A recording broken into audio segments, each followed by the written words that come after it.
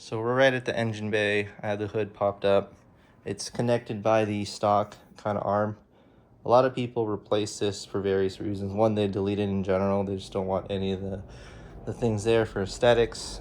Two, when the stock hood rod is closed, it snaps here.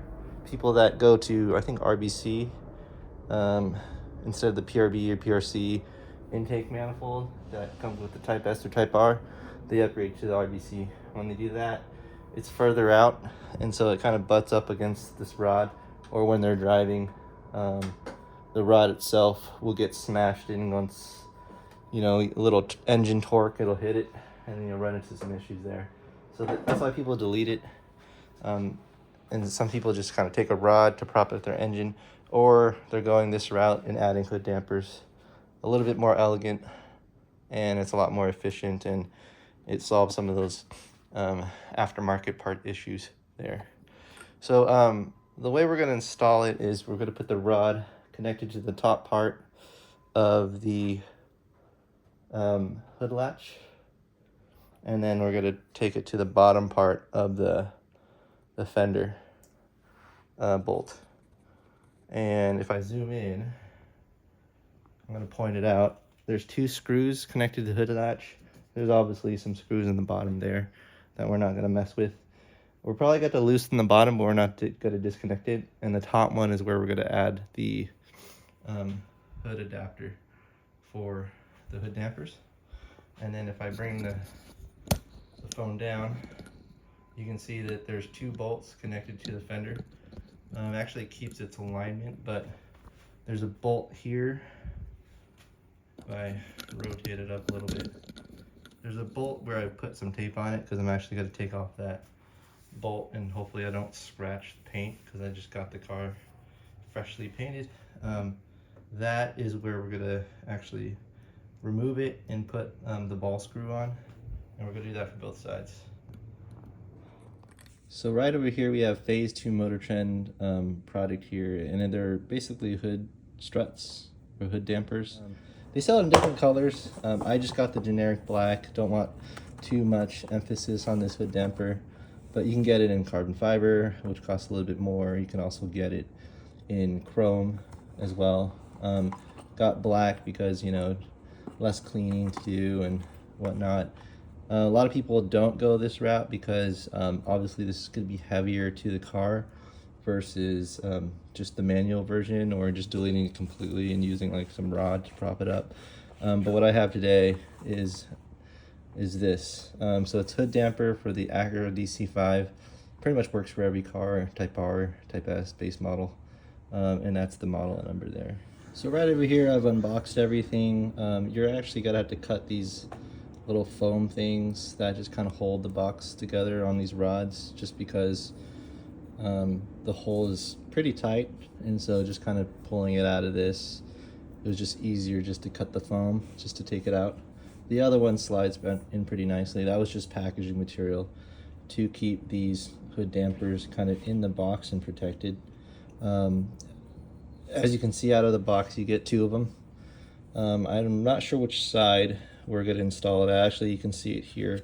So this is going to be installed towards the hood itself, and then this is probably going to be installed, this bottom part, where the engine is. They also give you these kind of hood protection or slipping pins. So this is going to lock it in place. All you do is take a little screwdriver and you just kind of pop it open. It'll release it, and you'll pop the ball pin through it, and then you press it down, you'll lock it back in place. And these are going to be installed along the body near the fender to hold it in place through these screws. They also give us a set of washers here, so that's going to just connect to the damper itself. And we just had to figure out where this hardware sits with the RSX, and so that's what we're going to do next. And we're going to be kind of right at where the RSX is, right at the hood area, and just kind of taking a look at that and seeing what we need to do to kind of put this together. So we're going to start with the front part of the fender. I'm going to remove the fender bolt, and I'm going to replace it with this ball screw here. and I've just loosened it. So now we're gonna put the ball screw back in. Starts with a washer and the screw itself.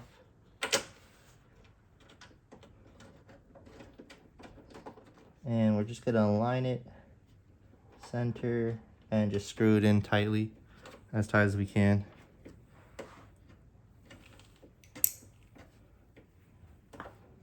And I'm gonna take an open wrench and just kind of tighten it there.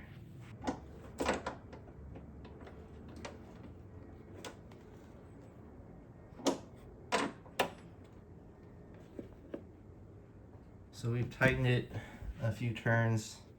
I think it's roughly 7.2 foot-pounds for these screws, so it doesn't really take much.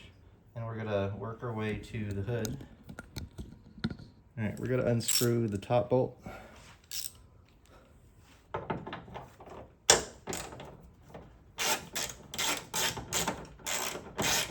All right, this is the top bolt. We're gonna be reusing this, so don't throw it away.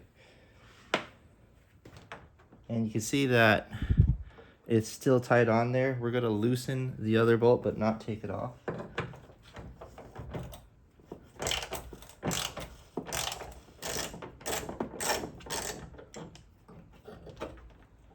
So you can see that it's loose now. And we took it off, but I screwed it back on. We just want to make sure it's still holding together as we're messing around with the adjustment. And so what we're gonna do now is take this bracket here, and we have two sets of washers. The first washer is going to be in the back. This one's going to be at the front. So we're pretty much going to be playing around with this top side here where it says left. We're going to play with this area here.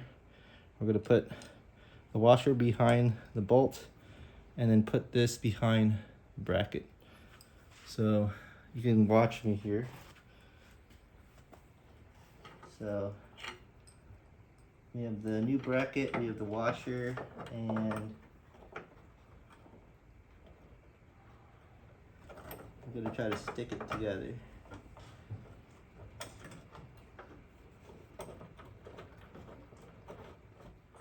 So what I have is the bracket here, and we're going to be able to adjust it left and right depending on the clearance we need. We're going to put it all the way flush right now, but we have the bolt that we're reusing.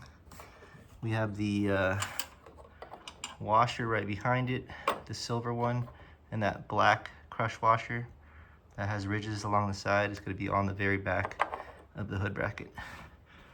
And that's what we're going to use to tighten together. And we're just going to tighten everything down to spec right now, which I think is also at 7.2 foot-pounds. So we're just going to tighten everything. And what I'm doing, I'm just kind of resting the hood bracket.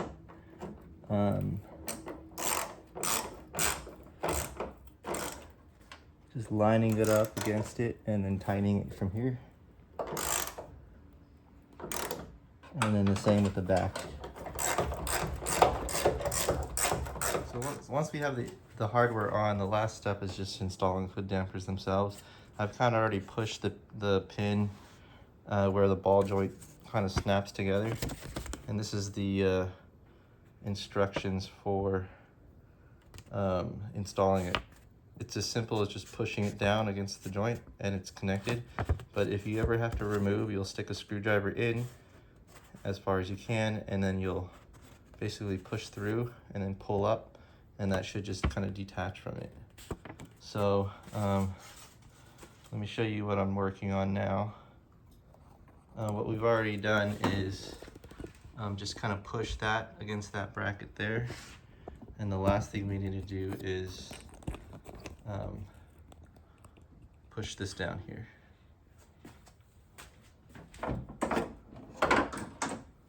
So what I'm going to do is just push the hood back and just snap that through.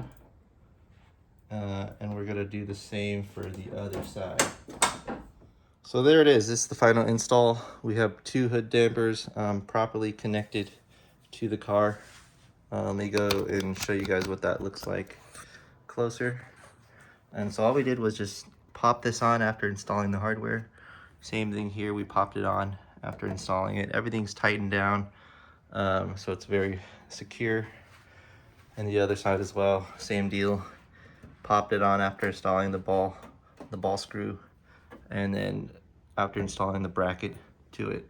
The only thing left I'm gonna do is just peel off these stickers. Sorry, but what I'll show you guys right now is just what it looks like when the hood is closed. So it's very easy to bring down. If when I close it, it doesn't look like anything is obstructed against the side of the hood. Everything looks pretty good there. Yep. And then I'll pop the hood open and show you guys what that looks like as well. So this is us popping the hood. And once we lift the lever to release it, you can lift the hood up slowly.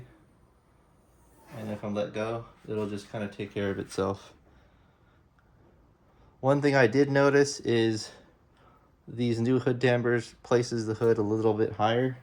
So this kind of manual arm is no longer effective unless you had some issues with your hood. So it's just kind of like good to take it off.